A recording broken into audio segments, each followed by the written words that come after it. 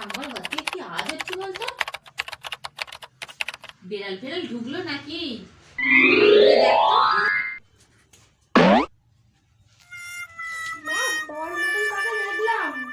বৌমা আমার ঘরে করে ঢুকেছিল, আমার পয়সা চুরি হয়ে গেছে। পয়সা পাওয়া যাচ্ছে না, তুমি নিয়ে মাল খেয়েছো। নেশাটা কাটুক, তারপর হচ্ছে তোমার নেশা কাটলো। হ্যাঁ, মায়ের যে পয়সা চুরি হয়েছে তুমি চুরি করে মাল খেয়েছো। তুই যা বলবেন তাই করো, কাউকে কিছু বলবেন না, মাকে বলবে না, মা রাখি যাবে। তাহলে সপ্তাহে আজ থেকে 3 দিন জামা কাপড় তোমাকে কাচতে হবে। তাই কাজ রাগ করবে।